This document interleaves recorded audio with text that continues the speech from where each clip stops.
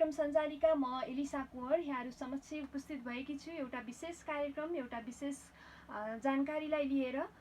देश नै कोभिड-19ले कोरोना भाइरसले एकदमै स्तब्ध भइरहेको बेलामा यहाँहरू जता कहीँ हुनुहुन्छ सुरक्षित हुनुहुन्छ भन्ने अपेक्षा राखेकी छु र सम्पूर्णलाई सुरक्षित रहनु हुन पनि आग्रह गर्न चाहन्छु। आज यस विशेष कार्यक्रममा भने आज मसँग नेपाली चिल्ड्रेन एउटा संस्था सोसियल अर्गनाइजेसनका दुईजना विशेष व्यक्तित्वहरूलाई लिएर यहाँहरू समक्ष म उपस्थित भएकी छु। मसँग आज कार्यक्रममा हुनुहुन्छ जोलु आरतीज्यू र त्यसै गरी बोधराज अधिकारीज्यू हुनुहुन्छ। जोलु आरती नेपाली चिल्ड्रेनको फाउन्डर हुनुहुन्छ, उहाँ चाहिँ नेदरल्यान्डको नागरिक हुनुहुन्छ र यहाँ नेपालमा नेपाली चिल्ड्रेन संस्थालाई स्थापना गरेर चाहिँ हाम्रा नेपाली बालबालिकाहरूलाई चाहिँ सुविधाहरू प्रदान गर्दै आइरहनु भएको छ। हामी यसका बारेमा अझै विशेष कुराहरू राख्ने नै छौँ। त्यसै गरी बोधराज अधिकारी हुनुहुन्छ, उहाँ चाहिँ नेपाली चिल्ड्रेनको व्यवस्थापक पनि रहनुभएको छ। आउनुहोस् उहाँ दुवैजनालाई यस कार्यक्रममा स्वागत गर्न चाहन्छु। स्वागत छ हजुर दुवैजनालाई, बोधराजजी र जोलु आरतीजी आजको यस कार्यक्रममा। धन्यवाद। र त्यसै गरी अब हामी सर्वप्रथम हजुरहरूको परिचयतर्फ नै जान्छौँ। जोलु आरतीज्यू, क्यान यू इन्ट्रोड्युस योरसेल्फ? म जोलु आरती हो। म नेदरल्यान्डबाट, तर 4 वर्ष अघि म पहिला पटक नेपालमा आएको अनि त्यहाँ म ट्रेकिङको लागि नेपालमा आयो। अनि यो ट्रेकिङमा धेरै मान्छेहरू धेरै बच्चाहरू भेटेको अनि म धेरै बोलेको। अनि त्यो बेलामा म धेरै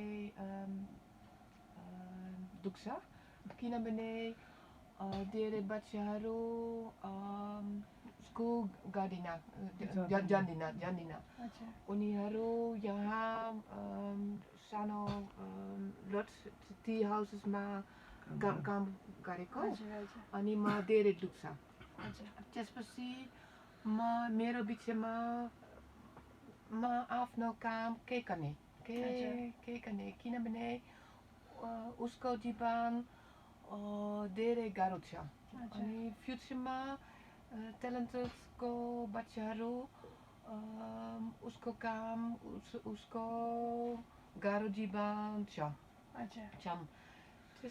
त्यसकारण म फेरि आफ्नो देशमा गयो अनि म धेरै बिचमा अनि अर्को वर्ष म फेरि नेपालमा आयो अनि म सानो सोसियल वर्क सुरु गरेको। तर म टुरिस्ट भिजा हो अनि म 5 महिना मात्र नेपालमा हुन्छ।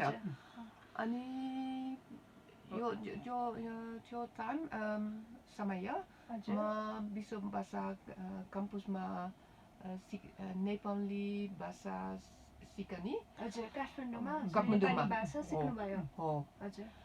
अनि अर्को भाषा अनि यो भुइँचालो म फेरि आयो अनि 2016 मा यहाँ बस्ने। अनि म नेदरल्यान्डमा नेपाली चिल्ड्रेन संस्था दर्ता गर्यो। धन्यवाद। नेदरल्यान्डमा हजुरले नेपाली चिल्ड्रेन चाहिँ पहिला दर्ता गर्नुभयो अनि त्यसपछि त्यसैको आधारमा नेपाल आउने जाने मिल्यो। अनि 2016 मा यहाँ बस्ने। पहिले काठमाडौँ किनभने म नेपाली भाषा सिक्दै पर्छ।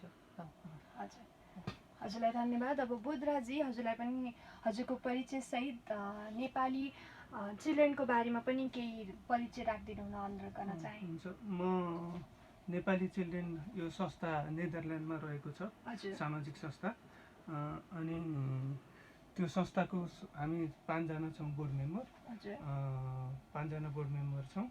अनि त्यसमा म पनि यहाँ नेपालको तर्फबाट म पनि बोर्ड मेम्बर रहेको छु र यहाँको व्यवस्थापकको रूपमा नि काम गर्छु म।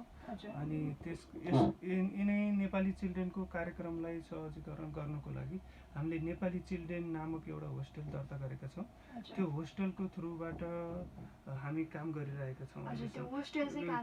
यो होस्टेल चाहिँ लेखनाथ खुदीमा छ र हामी त्यो खुदीमा दर्ता छ, तर हाम्रो बसोबास यता हेम्चामा रहेको छ। अनि त्यो होस्टेलबाट मेन हाम्रो नेपाली चिल्ड्रेन खोल्नुको उद्देश्य चाहिँ अनाथ बालबालिकाहरूलाई सहयोग गर्नको लागि हो, जो स्कुल जानबाट वञ्चित छन्, जो परिवारको रेखदेखबाट वञ्चित छन्, उनीहरूको लागि भनेर मेन खोलिएको संस्था हो नेदरल्यान्डमा। त्यसैलाई सहकारी गर्नको लागि नेपाली चिल्ड्रेन होस्टेल खोलेका छन्। अनि हजुरको चाहिँ जोलीजीसँग चाहिँ कसरी भेट भयो? जोलीजीसँग उहाँसँग म पहिला चाहिँ म ट्रेकिङ गाइड हो। ट्रेकिङ गर्ने क्रममा उहाँ नेपाल आउनु भएको थियो 5 वर्ष अगाडि। त्यो हामी गोसाइकुण्ड ट्रेकिङ गएको थियौँ। त्यो ट्रेकिङको मार्फत थ्रुबाट उहाँसँग भेट भयो। त्यसैमा भेट भयो, कुराकानी हुँदै पछि सहकारी बढ्यो। हजुर, पहिला त उहाँले नुवाकोटमा गर्नुभएको थियो यो कार्यक्रम। पछि त्यहाँ के प्रक्रिया नमिलेपछि फेरि हामीसँग जोडिनु भएर हामी गरेका छौँ। उता पनि छ कि अहिले यता मात्रै? अहिले यता मात्रै छ, उता छैन, यता मात्रै छ। अनि अहिले चाहिँ देशैभरि कोभिड-19 नै कोरोना भाइरसले चाहिँ ग्रस्त छ होइन? एकदमै झन् यो सिचुएसन चाहिँ झनै खतम हुँदै गइरहेको छ। नेपालमा पनि 1200 भन्दा बढी नागिसक्यो। हजुरको संस्थाले चाहिँ अब हजुरको काम त छँदैछ, नेपाली चिल्ड्रेनले चाहिँ अनाथ बालबालिकालाई पाल्छ भन्नुभयो होइन, उहाँलाई शिक्षा सबै दिन्छ भन्नुभयो। त्यसको अलावा पनि हजुरले राहतको पनि केही बाँडिरहनु भएको छ भन्ने खबर पाएको छु मैले। त्यसको बारेमा चाहिँ केही कुरा भनिदिनुहोस् न। खास हाम्रो यो राहत वितरण गर्ने त हाम्रो उद्देश्यमा पर्दैन, त्यही पनि गर्नु भइरहेको छ। अहिलेको परिस्थिति, यो परिस्थिति देखेर साह्रै नै अब दयनीय अवस्था भयो। अनि त्यहाँबाट हामीले पनि केही गर्नुपर्छ कि भन्ने हिसाबले एकछिन डिस्टर्ब भयो। हामी पनि यो दयनीय अवस्थामा केही गर्न सकिन्छ कि भन्ने हिसाबले हामीले यो इमर्जेन्सी हाम्रो योजना होइन, इमर्जेन्सी कार्यक्रम गरेका हौँ। यसको लागि छुट्टै दाताहरू हुनुहुन्छ नेपाली चिल्ड्रेनको रोभरमा। हाम्रो नियमित कार्यक्रम बाहिरको कार्यक्रम हो कि यसमा नि हामीले वडाको समन्वय गरेर कार्यक्रम गरिरहेका छौँ। अनि कतिसम्म राहत बाँड्नु भयो? कतिजना परिवारलाई राहत पुर्याउन सक्नुभयो त हजुर? हामीले लगभग पहिला वडासँग प्रत्यक्ष सहकारी गरेर 400 परिवारलाई राहत वितरण गर्यो। त्यसको साथै पछि फेरि मानव सेवा आश्रमबाट पनि हामीले कार्यक्रम गरियो। त्यहाँ पनि 5 बोरा चामल सहयोग गरियो। त्यसपछि फेरि हामीले सामान्य कोही व्यक्तिहरू बाटोमा आगो निभ्यो, चुलो बस्यो भन्ने हिसाबले आउनुभयो भने उहाँहरूलाई पनि सहयोग गरेका छौँ। र अब त्यहाँ पछि फेरि हामीले 3 दिन कार्यक्रम गऱ्यौँ। हुन त त्यो कार्यक्रम हामी कन्टिन्यू दिने विचारमा थियौँ, जबकि अलिकति पहिलाको कार्यक्रममा अलिकति वडाको रोबरमा हामीले आधी बोरा चामल, 1 लिटर, आधी लिटर तेल, 1 किलो दाल, नुन यसरी दिएका थियौँ। त्योमा अलिकति अनावश्यक मान्छे पनि आउनुभयो कि, दोहोऱ्याएर तिहार्याएर नि आउनुभयो कि, राहत लिन नपर्ने मान्छे नि आउनुभयो कि, जुन लिन पर्ने पहुँचमा पुगेन कि भन्ने हिसाबले फेरि वडासँग समन्वय गरेर, वडासँग सहकार्य गरेर हामीले फेरि 1 दिन आउने व्यक्तिलाई हरेक दिन दिने, उनीहरूलाई 1 दिनको लागि पारिवारिक हिसाबले कतिजनालाई चाहिन्छ त भन्ने हिसाबले फेरि त्यो कार्यक्रम सजिलो हुन्छ कि हामी जो चुलो निभेका छन्, जो लाई समस्यामा परेका छन्, उहाँहरूलाई राहत पुग्छ कि भन्ने हिसाबले यो कार्यक्रम सुरु गऱ्यौँ। हामीले जेठ 12 गतेबाट यो कार्यक्रम सुरु गरेका थियौँ। पहिलो दिन 157 परिवारलाई सहयोग गरियो। दोस्रो दिन बढेर 252 जना परिवार भयो। तेस्रो दिन 339 जना पुग्नुभयो। यही रेसियोले जाँदाखेरि अहिले कोभिड-19 को रुल्सलाई सामाजिक दूरी कायम गर्न हामीलाई साह्रै हम्मे पर्यो।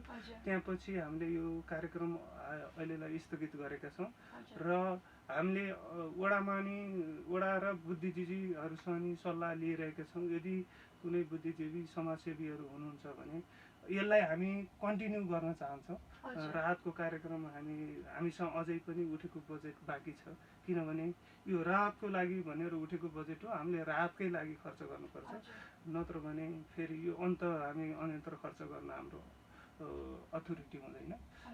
त्यो भएर नि समाजसेवी व्यक्तित्वसम्म चाहिँ हजुरले जम्मा जम्मी चाहिँ कति पैसा चाहिँ हामीले राहतको लागि वितरण गरिसक्नु भएको? एक्ज्याक्टली यति नै भन्ने त हाम्रो हिसाब भइसकेको छैन। सम्पूर्ण बिलहरू छ हामीसँग, लगभग 7 देखि 7.5 को हाराहारीमा भएको छ लाख रुपैयाँ। अनि हजुरले यत्रो ठुलो रकम चाहिँ कसरी कताबाट जुटाउनु भयो त?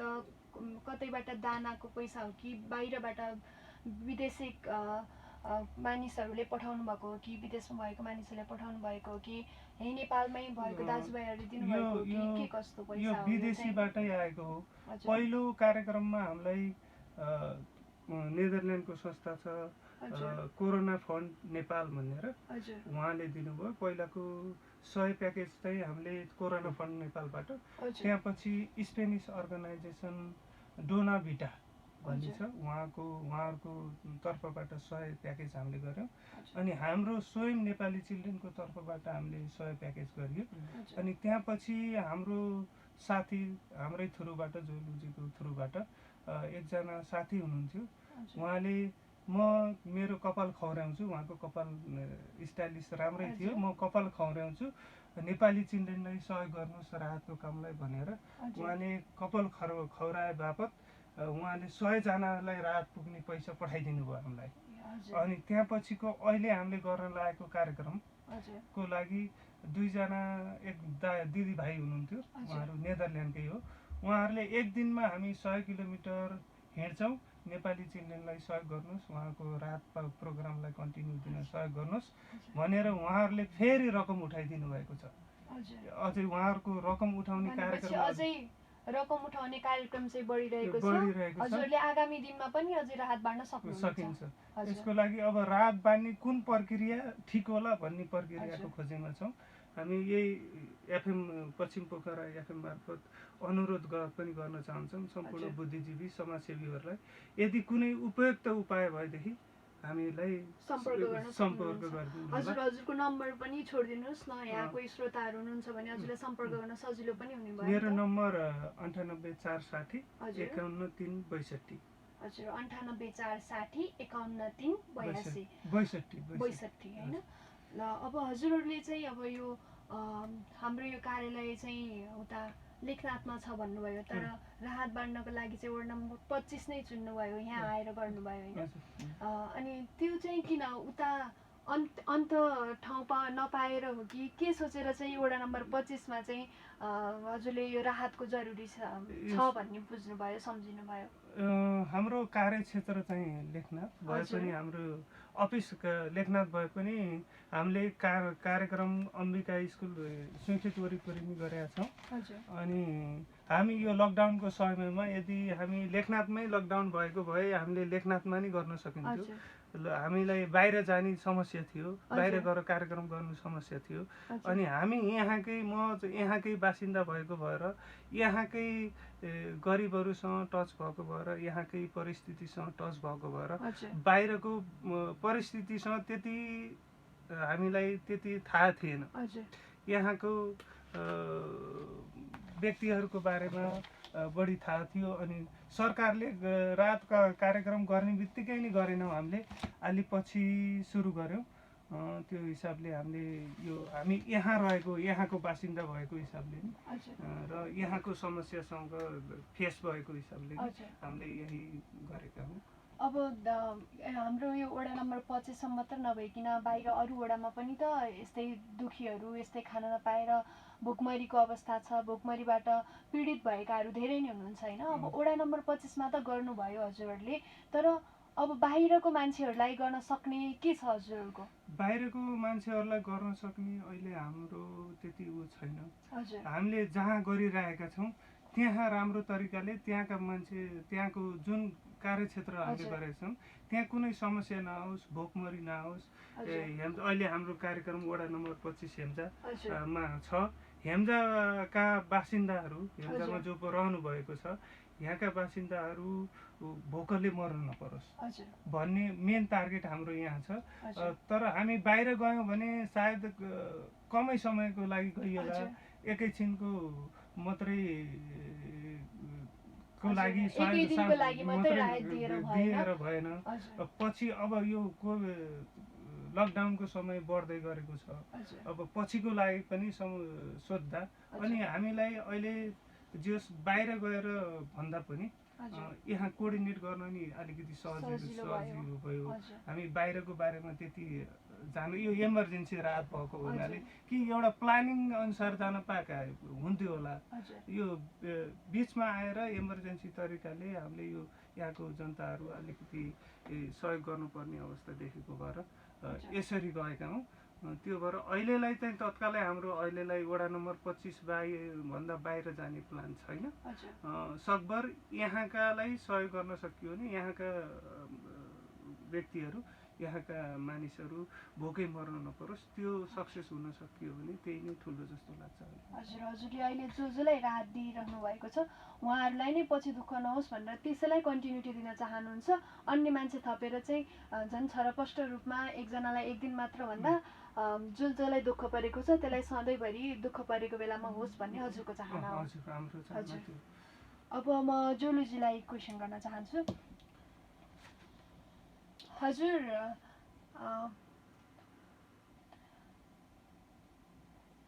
I can elaborate in English too, right? Oh, Okay. Ekdam sajilo. You can answer in English too, okay? Okay. That if you feel difficult in Nepali, then you can elaborate in English too. I want to ask about the economic condition is being worse and worse day by day. What is your view? What will be after this COVID-19?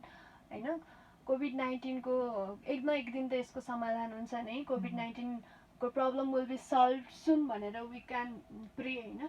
अनि what do you think about the economic condition will be after this कोभिड-19? मेरो विचारमा in English? Okay. Corona itself is not a really big problem. It makes people sick, of course, and also people die. But by the lockdown, all the things the government have to do to prevent for corona, that give a really big problem for humanity. Then really big humanity crisis will start it. And by this, all the economically situation become more and more worse. And maybe it take really long time to recover from it. I think like this. We see this kind of things happens all over the world, not only Nepal, but all over the world. If I see in my own country, a lot of people are affected by corona. Nowadays around 60,000. But now the government say we cannot pay anymore to help people who become in bad situation. We have not even enough money to help them to rebuild their lives. So also in a really, really rich country, economically the situation become really bad, really worse situation. So if a rich country cannot handle this kind of things, how can economically poor country like Nepal?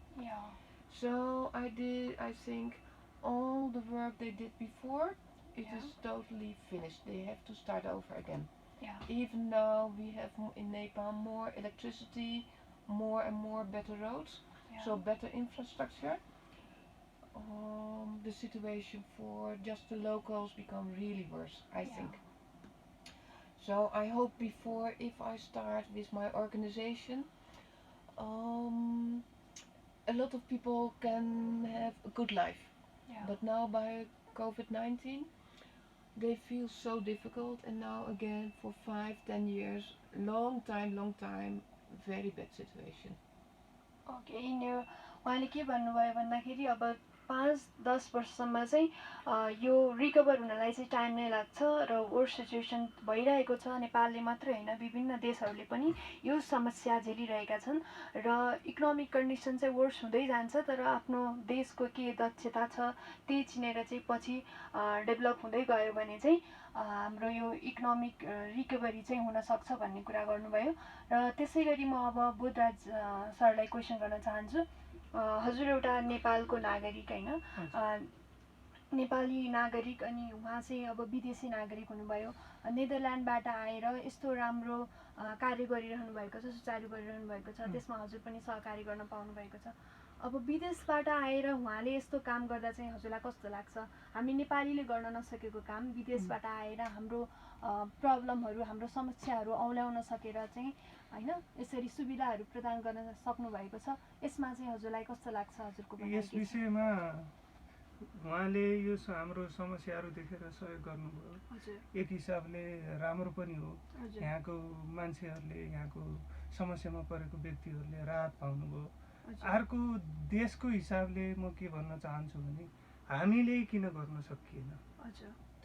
अब सकिन्छ भने यहाँबाट म भन्न चाहन्छु कि हामीले planning गरिरहेका छौँ, हामीले योजनाहरू बनाइरहेका छौँ। यी जुन कार्यक्रमहरू छन् हाम्रो dental awareness programme, cleaning programme, खाजा कार्यक्रम, अनि गरिब तथा जेहेन्दार विद्यार्थीहरूको लागि छात्रवृत्तिको कार्यक्रम, यसको लागि हामीले वर्षमा एउटा डेन्टल प्रोग्रामको लागि केही बजेट नेपालीबाट कलेक्सन गर्न सकियो भने अर्को वर्षमा क्लिनिङको लागि यसरी गर्न सकियो भने पछि त्यो बाटोको लागि नि सोच गरिरहेका छौँ। यसरी सबैले सोच गरिदिने हो भने, सबैले अलिकति सहयोग गरिदिने हो भने सायद आइएनजिओहरू नेपालमा चाहिँदैन होला। म पनि त्यति देशको हिसाबले, एउटा देशको नागरिकको हिसाबले भन्नुपर्दा आइएनजिओहरूले जति सहयोग गरेका छन् त्यो हामीले पनि गर्न सक्छौँ भन्ने मलाई लागिरहेछ। तर देशको परिस्थिति, राजनीतिक परिवेशले गर्दा मागेको अवस्थामा दिन नसकिएको हुँदा उहाँहरूको आवश्यकता परेको होला। यसैलाई नै सुधार गरेर जान सकियो भने भोलि हाम्रो देशमा एनजिओ धेरै समय चाहिन्न जस्तो लाग्छ मलाई। अब त्यसै गरी म हजुरहरूले त्यो अनाथ आश्रम जस्तै भयो होइन, यो चिल्ड्रेन नेपाली चिल्ड्रेन भनेको चाहिँ अनाथ आश्रम, अनाथ बच्चा बच्चीहरूलाई चाहिँ हामीले पाल्दै आएका छौँ भन्नुभयो। हजुरहरूले चाहिँ के कस्ता कहाँबाट चाहिँ अब अनाथ बच्चाहरू त धेरै सडकमा देखिन्छन् होइन, हजुरहरूले चाहिँ कसरी लिनुहुन्छ? कस्ता बच्चा बच्चीलाई चाहिँ हामीले राख्छौँ भन्ने त्यो क्राइटेरिया त हुन्छ नि, अब त्यो कुन क्राइटेरिया छ, कस्तो छ, के गरी हजुरहरूले बच्चाहरू चाहिँ कलेक्ट गर्नुभएको छ? यस्तो अहिलेसम्म त हाम्रो त्यति धेरै बच्चा नै छैनन्। सुरुवाती अवस्था होस्टेलमा चाहिँ अनाथहरू चाहिँ 4 जना मात्रै हुनुहुन्छ। नुवाकोटमा जुन हुनुहुन्थ्यो उहाँहरूलाई नै ल्याएर कन्टिन्यू गरेको। अहिले अब हाम्रो यो वर्ष अरू नयाँ ल्याउने योजना पनि छ, तर कोभिड-19ले गर्दा नर्मल्ली हाम्रो कार्यक्रम चाहिँ वर्षको एकचोटि नेदरल्यान्डमा हाम्रो कार्यक्रम हुन्थ्यो पैसा फन्ड राइजिङको लागि। त्यहाँ गएर नर्मली यहाँ महोत्सव हुन्छ नि, त्यस्तै सिजन हुन्थ्यो जेठ र असारमा। यहाँको जेठ असार पर्वमा 2 महिना उहाँ महोत्सव हुन्थ्यो। यहाँका उत्पादित, नेपालका उत्पादित कपडाहरू लगेर उहाँ हामीले स्टल लिएर व्यापार गरेर त्यहाँबाट अलिकति पैसा कलेक्सन गर्थ्यौँ। अनि त्यहाँका कन्ट्याक्ट उहाँहरू सोसाइटीका मान्छेहरूलाई, त्यहाँको हाम्रोसँग कन्ट्याक्ट भएको मान्छेहरूले कलेक्सन गरेर हामीले नेपाली खाना पनि पकाएर खुवाउने गर्थ्यौँ। त्योबाट पनि हामीलाई डोनेसन आउँथ्यो। त्यसरी चल्ने हाम्रो प्रक्रिया थियो। तर यो वर्ष हामी उता जान नसकेको कारणले गर्दा कतैबाट हल्का डोनेसन आयो भने त हामीले 2-4 जना बढाउने, अहिले हाम्रो टार्गेट चाहिँ 8 जना बढाउने हो के अरे। अब त्यसको लागि खोजी नर्मल्ली चाहिँ कोही यस्तो हुँदो रहेछ, सिस्टमले नै अलिकति अप्ठ्यारो पार्दो रहेछ। नर्मल्ली त टोटल्ली असहाय, कसैको हजुरबा हजुरआको पनि आश्रय नपाउने खालका, समाजमा कसैले आश्रय दिएर राखेका, होटलमा काम गर्ने, त्यो बाल श्रम भएका त्यस्तालाई हो के अरे।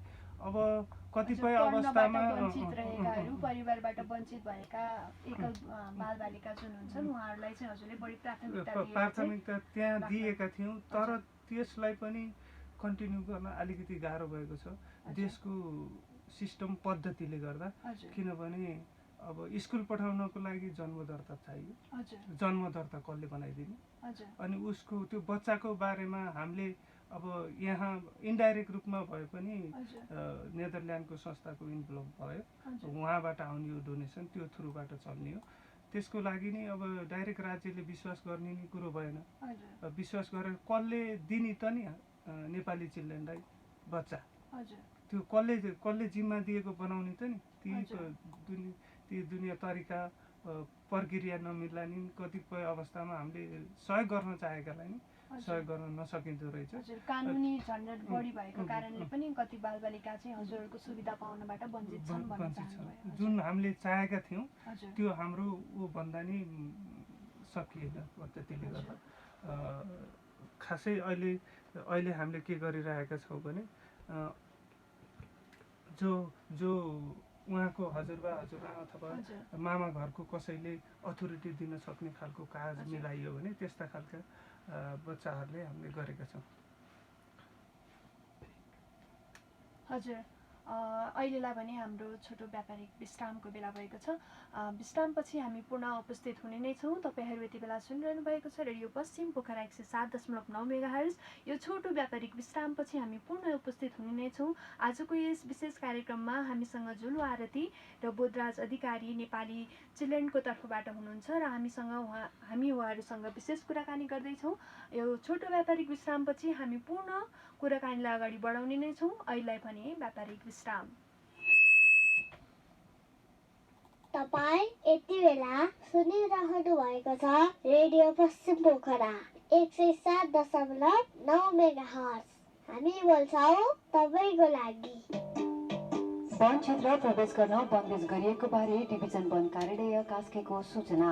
विश्वव्यापी महामारीको रूपमा फैलिएको कोरोना भाइरस कोभिड-19 को अति संवेदनशील समयको मौका छोपी विभिन्न वन क्षेत्रभित्र प्रवेश गरी वनमा आगो लगाउने, चोरी शिकार तथा अवैध रूपमा काठ दाउरा ओसार पुसार गरिएको भन्ने विभिन्न माध्यमबाट सूचना प्राप्त हुन आएकोले नेपाल सरकारको निर्णय अनुसार तोकिएको लकडाउन अवधिभर जिल्लाका राष्ट्रिय वन क्षेत्रहरू, सामुदायिक वन, संरक्षित वनमा अत्यावश्यक वन संरक्षण बाहेकका अन्य सबै कार्यहरूका लागि वन प्रवेश गर्न वन ऐन 2076 को दफा 9 बमोजिम 2076 चैत्र 30 देखि लागू हुने गरी बन्देज लगाइएको छ। अत्यावश्यक वन संरक्षण कार्यको लागि सम्बन्धित सामुदायिक वन उपभोक्ता समूहले आफ्नो वन क्षेत्रको विशेष सुरक्षा योजना बनाई तत्कालै लागू गर्न गराउन हुनका साथै अनुमति बेगर जो कोही वन क्षेत्रमा प्रवेश गरेमा वन ऐन 2076 अनुसार 1 महिना कैद सजाय हुने बेहोरा यसै सूचनामा जानकारी गराइन्छ। प्रदेश सरकार, उद्योग पर्यटन वन तथा वातावरण मन्त्रालय, वन निर्देशनालय, डिभिजन वन कार्यालय कास्की, गण्डकी प्रदेश पोखरा। जिन्दगीमा हिरो बन्ने मेरो एउटै धोको, तर जान्न मुहारबाट कालो चाया पोको। घाउ खटेर उस्तै आउँछ उस्तै डन्डी फोरा, मेरो पिर मर्का बुझ्ने को होला हजुरा।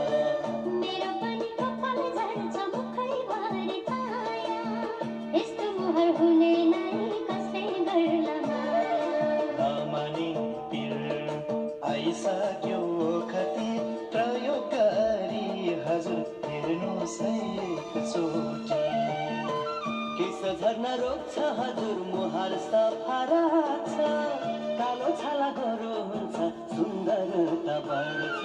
फुस्रो कालो हुने दिन गइसक्यो बजारैमा हजुर ओखती आइसक्यो। कालो चाया पोतो र डिपुर हटाउनको पाछाबाट रोक्ने एकमात्र उपाय ओखती साबुन सधैँ प्रयोग गर्नुहोस्। अधिकृत विक्रेता अनुषा ट्रेडर्स, नयाँ बजार पोखरा। दिपा, ए दिपा। किन दिपा? हेर न, मेरो घर केही समयलाई रुङ्गिनु पर्यो है। मेरो छिमेकीको भाइको श्रीमतीलाई क्यान्सर भएछ। बिचराको आफ्नो कोही छैन, उसँगै दिल्ली गइदिनु पर्यो। के कसो गरौँ दिपा? अति नै पर्दैन नि। अनि सुन, दिल्ली सिली पनि जानु पर्दैन। नेपालकै झापा जिल्लाको बिर्तामोटमा यही 76 साल पुसदेखि दक्षिण पूर्वी एसियाकै नमुना क्यान्सर हस्पिटल सञ्चालनमा आइसकेको छ नि। यो हस्पिटल त चान्चुने होइन नि, 300 बेडको क्यान्सर हस्पिटल हो। त्यो पनि अमेरिकामा बनेको विश्वकै अत्याधुनिक ट्रुबिम लिनियर एक्सिलेटरबाट हाम्रो शरीरमा भएको कुनै पनि ट्युमर तथा क्यान्सरको 15 सेकेन्डमा नै स्क्यान गरी 39 सेकेन्डमै रेडिएसन दिने मेसिन हो। अझ पाठेघरको त महिलाहरूलाई थाहै नपाई इन्टरनल रेडिएसन थेरापी दिने ब्रेकी थेरापी पनि छ। त्यो त झन् दिल्लीको भन्दा पनि अत्याधुनिक नयाँ प्रविधि हो नि।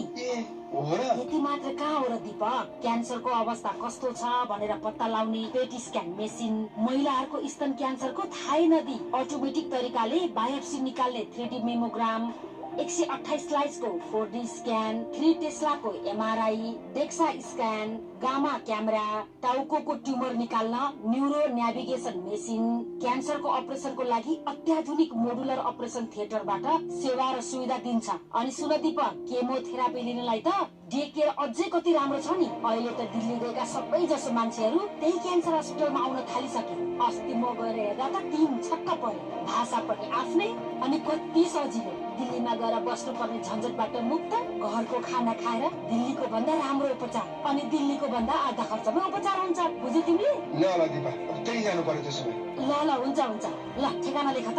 पूर्वाञ्चल क्यान्सर हस्पिटल प्राली, मेची अञ्चल प्रदेश नम्बर 1, झापा जिल्ला बिर्ता मोड, BNC टिचिङ हस्पिटल सँगै। Phone number 023 545 942 546 180 546 325। मोबाइल 9814 080 689 98 010 00825। ओहो बहिनी, हातभरि सामान बोकेर कता गइरा? ए दाइजु, हेर्नु न, घरमा भाइ बहिनीलाई खिलौना, मेरो लागि कस्मेटिक र घरको लागि घरैसी सामानहरू चाहिएको थियो। त्यसैले कता कता राम्रो पाइन्छ भनेर खोज्दै हिँडे कि। अब तिमी यताउता खोज्दै हिँड्नु पर्दैन। हो, बगरमै पहिलो पटक सञ्चालनमा आएको पानी पधेर ट्रेड प्रणालीमा नुनदेखि सुनसम्मका सम्पूर्ण सामानहरू एउटै छानामुनि उपलब्ध छन्।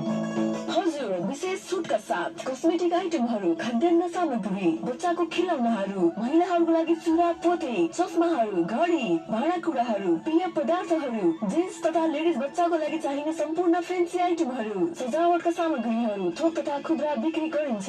थप जानकारीको लागि पानी पधेर ट्रेड प्रणाली, पोखरा 1 बगर, NIC एसिया बैंक सँगै PN क्याम्पस भन्दा माथि कृषि विकास बैंक अगाडि। Phone number 061 525 943।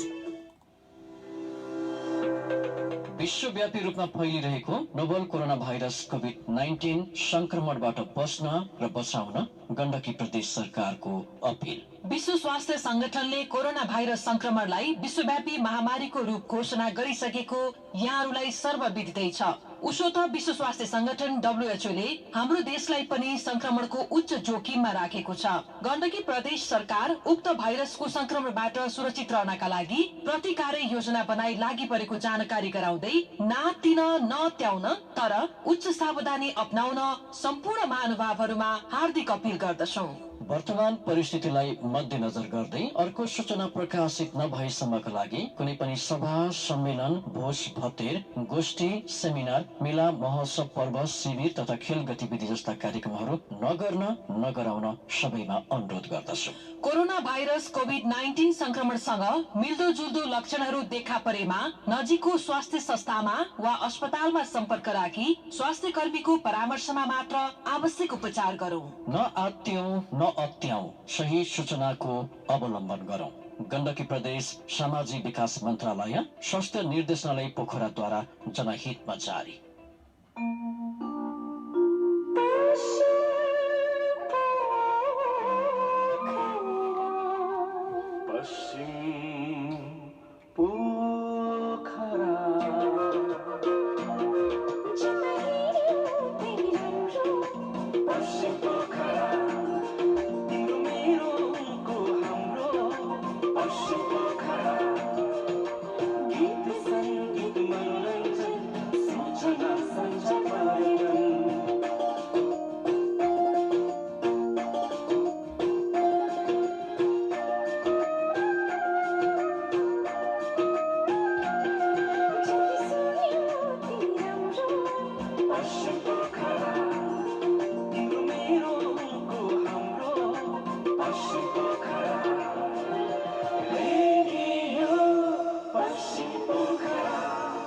पश्चिम पोखरा 107.9 मेगाहर्ज। हामी बोल्छौं तपाईको लागि। तपाईँ यति बेला सुनिरहनु भएको छ रेडियो पश्चिम पोखरा 107.9 मेगाहर्ज। हामी बोल्छौँ तपाईँको लागि।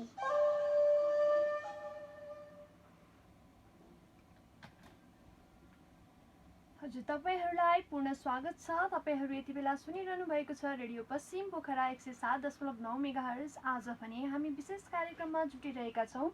यहाँहरू समक्ष हामीसँग हुनुहुन्छ विशेष अतिथि नेपाली चिल्ड्रेन बाट नेपाली चिल्ड्रेनका फाउन्डर र त्यसै गरी नेपाली चिल्ड्रेनका म्यानेजर हामीसँग कुराकानीका लागि हुनुहुन्छ। हामी कुराकानीका लागि जुटिरहेका छौँ।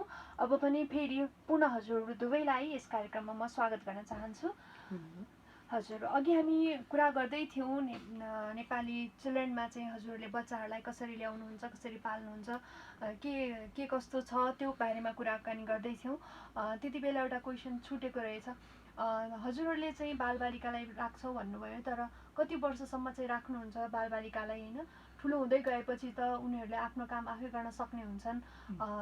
कति वर्षसम्म चाहिँ हजुरहरूले बच्चाहरूको जिम्मेवारी लिएर चाहिँ हजुर बच्चाहरू कस्तो अवस्थामा पुगिसकेपछि चाहिँ हजुरहरूले जिम्मेवारी छोड्नुहुन्छ अथवा के छ त्यसको बारेमा बताइदिनुहोस्। सकभर त यो आश्रममा राखेका हामीले होस्टेलमा राखेका बच्चाहरूलाई उनीहरू आत्मनिर्भर नभइन्जेलसम्म, यदि आत्मनिर्भर भइसकेपछि पनि उनीहरूले हाम्रै होस्टेलमा केही गर्ने त्यहाँ अपर्च्युनिटी अथवा उनीहरू त्यो विषयमा जिज्ञासा भयो भने त्यो अनुसार पनि उनीहरूलाई त्यहीँ राख्ने पनि हुनसक्छ, अथवा उनीहरू आफ्नो आत्मनिर्भर नभइन्जेलसम्म हाम्रो प्लानिङ चाहिँ त्यस्तो छ।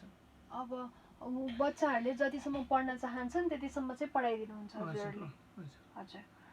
अब पनि म जुलुजीलाई प्रश्न गर्न चाहन्छु। अब हामी कार्यक्रमको लगभग अन्त्यतिर पनि आइसकेका छौँ। हामीले धेरै प्रश्नहरू सोधिसक्यौँ।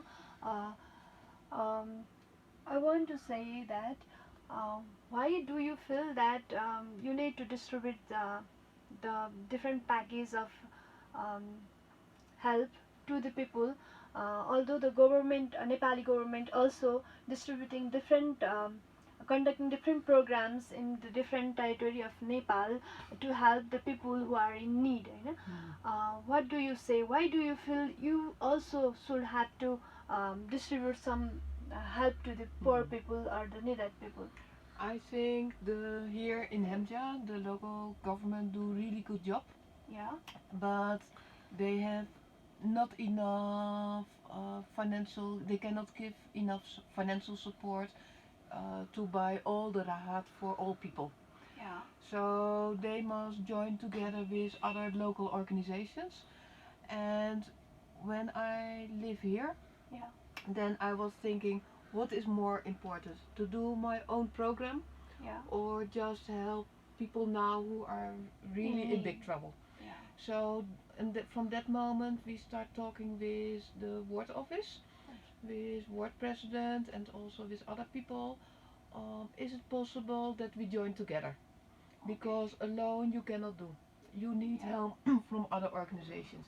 And my organization is one of the organizations here. So can we do it together? And then we make good planning, good process, and from that moment together we distributed already I think around 1600 packages, and by our organization we provided 400. So it is a big support for the local government. I'm not thinking all credits go to us, because without them we cannot do. They make good name lists, they arrange transport, and by this it is more easy for us to find the good people. Okay, thank you. Now I'd like to ask you more question about you. How do you take Nepal and Nepali people? So you are coming and going. You are coming Nepal many times. Yes. Yeah, you visit many times. And what do you find different things in Nepal, and what do you find so good things in Nepal, so that you are coming again and again, that your heart always from after the first time I came in Nepal, it was 6 years ago, I had feeling, oh, I want to live here. I don't know exactly why, but it is by the Nepali are really friendly, Mila Saro. हजुर Also by always they want to help each other. Yeah. Of course they think about family first, Yeah. but also they think how we can help people in our neighborhood. And this way this is really touching me because in my country it is really different. Yeah. So from this moment I was thinking how I can manage to stay in Nepal for a long time. Yeah. Then later I found a way that they also asked me, Jolu, can you help us? Yeah. But if a lot of people are poor, I think financial poor, because I think in mind and by heart they are really rich. They have also really rich culture. Yeah. I like that part also because they want to show it to all people. Yeah. But only by the financial part it is really difficult to build up their life, to change their future. Yeah. They have big dreams but difficult to realize it. Yeah. By this combination I was thinking, okay, if I live here I can do my part from the Dutch organization. I can help them to support, and then they have more easy life later. And then if they join their rich life, the cultural rich life, the religion rich life, and have more sustainability, less problems, then they have good future. Yeah. And if I help only 5 people, these 5 people remember this forever, and they go on and They help can help other people. again. Yeah. And then the development of Nepal can start. Yeah. I only can do small. Yeah. I only can help maybe 5 people or 10 people, maybe 100. Yeah. Maybe 100 children if they have good basic by education, basic feeling safe, then they realize this forever. Yeah. And then they raise their own family. So later again maybe 1,000 people are effective. Yeah. And so it go on. Okay. Then I like to say that I like to ask that how do you arrange the legal procedure to stay in Nepal for such a long time? First I came here by tourist visa. Yeah. If you have tourist visa only you can stay here 5 months. Yeah. After I went to Bisawasa campus in Kathmandu, Yeah. and by this I have study visa. Yeah. And by study visa you can stay here 1 year. Longer time. Longer time. Every time 6 months. New semester you get new visa automatically. So by this I could stay here 1 For year. longer time. Totally I went nearly 2 years to Bisawasa campus. Okay. And then after I was thinking what I learned there is different from speaking in daily life in Nepal.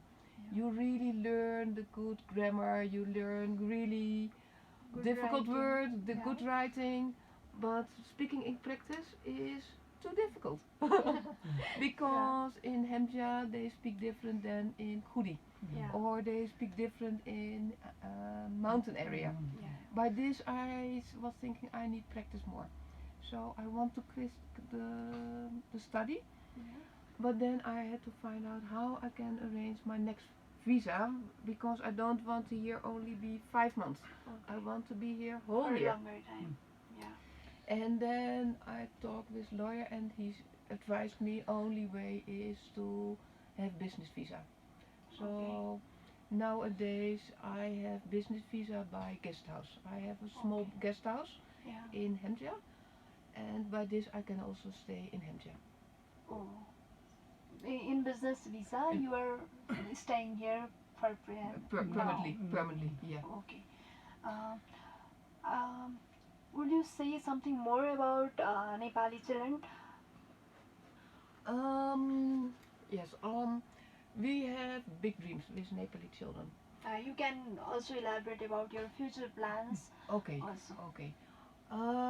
Most important thing is that we want children to give education, Okay. but also their families to make aware of things that can be improved. Okay. things I'm thinking about, for instance, Baudelaire already talked about dental program. They must know why it is important to brush teeth. If you have a lot of pain, you cannot go to school.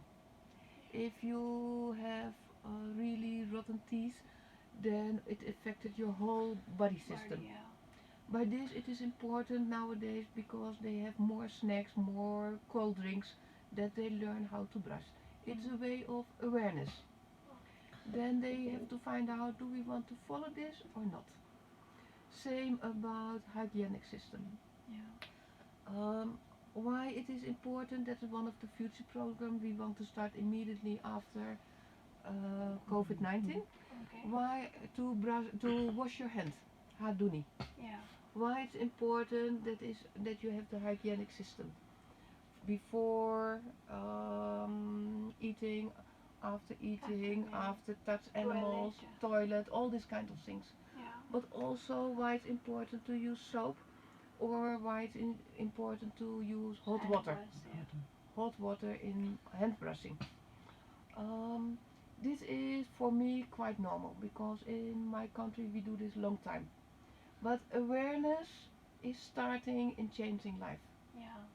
If you are more healthy, then you also spend less time in hospital. Then you spend less money for your health.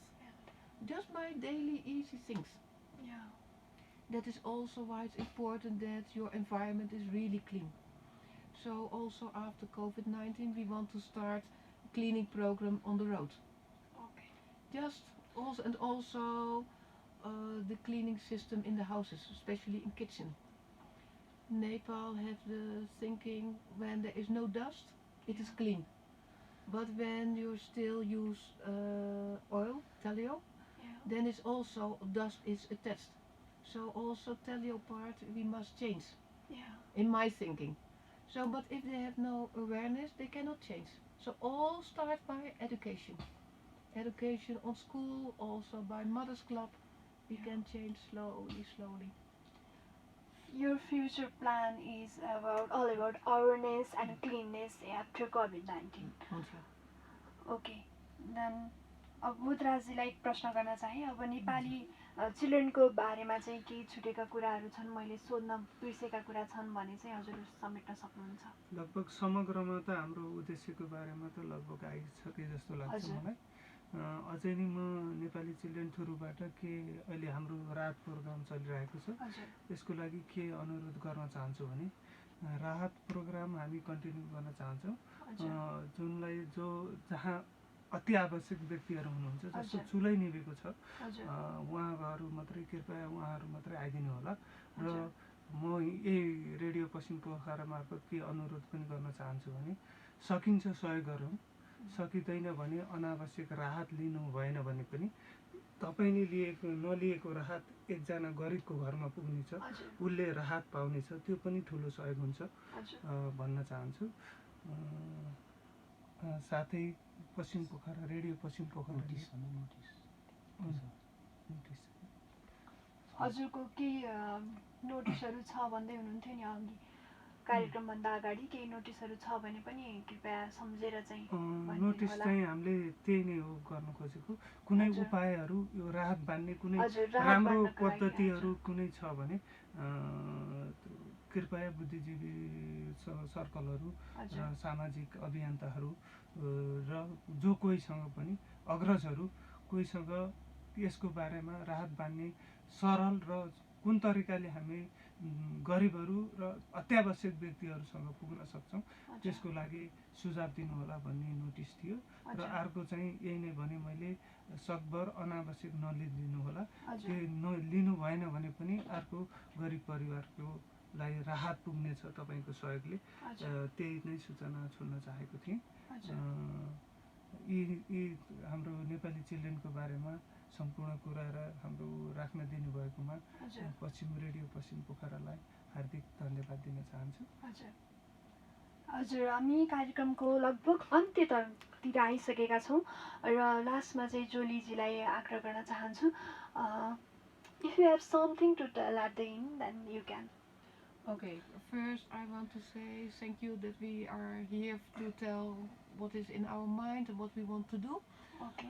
And second, I want to ask all the people who listen today, give us good advice how we can go on with the Rahat program. Okay. We have to follow the rules. By last time it was too crowded and also not really necessary. Social People distancing also is social necessary. distance. Also, if we say please do this, follow our rules. Okay. Otherwise, it is too difficult to go on. Yeah. If any people have good advice how we can improve our program, please contact us or to contact you. Yeah. That we can really help the needy people. If you are not in big trouble, please don't take our Rahat, because then we have to finish our program after 1 month. Yeah. If we help the really needy people, Then we it can will be all beneficial. whole lockdown we can go on. Yeah. That is okay. Thank you. आज पनि हामी विशेष कार्यक्रममा जुटिरहेका थियौँ। हामीसँग अन्तर्वार्ताको लागि हुनुहुन्थ्यो जोलु आरती Nepali चिल्ड्रेनकी founder र त्यसै गरी बोधराज अधिकारी नेपाली चिल्ड्रेनका व्यवस्थापक। हामी यति दिनसम्म उहाँहरूसँग नेपाली चिल्ड्रेनका बारेमा विभिन्न कुराकानी गर्दै जुटिरहेका थियौँ र त्यसै गरी उहाँहरूले भनेअनुसार उहाँहरूले राहत पनि बाँड्दै आइरहनु भएको छ र उहाँहरूले अपिल पनि गर्नुभएको छ यदि कसैलाई राहत चाहिएको छ, एकदमै जरुरी ठान्नुहुन्छ आफूलाई राहत चाहिएको छ, एकदमै जरुरी अवस्थामा हुनुहुन्छ भने चाहिँ हजुरहरू सम्पर्क गर्न सक्नुहुनेछ। उहाँहरू राहत दिनका लागि एकदमै तयार हुनुहुन्छ। उहाँहरूलाई एउटा राम्रो योजना र सुझावको आवश्यकता परेको छ। यदि हजुरहरूसँग चाहिँ त्यस्तो आइडिया छ तर पैसा फाइनेन्सियली चाहिँ गर्न सक्नु भएको छैन, तर हजुरहरूको दिमागमा त्यस्तो आइडिया छ भने चाहिँ कृपया उहाँहरूलाई सम्पर्क गर्न सक्नुहुनेछ र हाम्रो रेडियो पश्चिम पोखरालाई पनि सम्पर्क गर्न सक्नुहुनेछ। हामीले उहाँहरूसँग हजुरहरूलाई लिङ्क गराउन सक्छौँ। हाम्रो पनि सम्पर्क नम्बर यहाँलाई दिन चाहन्छु 98 460 32 250 मा चाहिँ सम्पर्क गर्न सक्नुहुनेछ। म फेरि पनि नम्बर भन्न चाहन्छु 98 460 32 250। र आजको यस कार्यक्रममा यहाँसम्म आइपुगेर आफ्ना विभिन्न कुराहरू राखिदिएर हजुरहरूले जुन मेसेज दिनुभयो त्यसका लागि धेरै धेरै धन्यवाद हजुर दुवैजनालाई दिन चाहन्छु। र अन्त्यमा हजुर फेरि पूर्ण हजुरको नम्बर चाहिँ राखिदिनु होला, त्यसले गर्दा चाहिँ हजुरहरूसँग सम्पर्क गर्न सजिलो होस्। 98 460 51 362। 98 460 51 362 भन्नुभएछ। अन्त मैले पनि भनिरहेको छु 98 460 32 250 मा चाहिँ हजुरहरूले सम्पर्क गरेर चाहिँ राहतको लागि चाहिँ पहल गर्न सक्नुहुनेछ। हामीले सकेको चाहिँ सहयोग चाहिँ हजुरहरूलाई पुर्याउन सक्छौँ। जसलाई राहत आवश्यकता छ, जसलाई एकदमै दुःख परेको छ, जसको घरमा चुलो नै बल्न पनि धौधौ परिरहेको छ, त्यस्ता मान्छेहरूले सम्पर्क गर्नुभयो भने उहाँहरूलाई पनि फाइदा हुन्छ। त्यस्ता मान्छेलाई हामीले राहत पुर्याउन सक्यो भने चाहिँ धर्म नै हुन्छ होइन यो बेलामा चाहिँ। यसै गरी अब हामी कार्यक्रमको अन्त्यतर्फ आइसकेका छौँ। हामीसँग आज हुनुहुन्थ्यो जोलु आरती, जुन चाहिँ नेदरल्यान्डको नागरिक हुनुहुन्छ। नेपालमा एउटा बिजनेस भिसामा रहेर चाहिँ नेपाली चिल्ड्रेन भन्ने एउटा संस्था चाहिँ चलाउँदै आइरहनु भएको छ, जसमा चाहिँ अनाथ बालबालिकाहरूलाई चाहिँ आश्रय दिँदै आइरहनु भएको छ। र त्यसका साथसाथै अन्य सामाजिक कामहरूमा पनि उहाँहरू संलग्न हुनुहुन्छ। उहाँहरू दुवैलाई धेरै धेरै धन्यवाद दिँदै आजको यस कार्यक्रम पनि अन्त्यतर्फ आइसकेको छ। हाम्रो रेडियो पश्चिम पोखरा 107.9 मेगाहर्ज सुन्दै गर्नुहोला र हामी आगामी दिनहरूमा पनि यस्तै विशेष कुराकानीहरू लिएर यहाँहरू समक्ष उपस्थित हुने नै छौँ। केही सल्लाह सुझाव छ भने हजुर हामीलाई सल्लाह सुझाव दिन सक्नुहुन्छ। सल्लाह सुझावले गर्दा चाहिँ हामीलाई अगाडि बढ्न सजिलो पनि हुन्छ।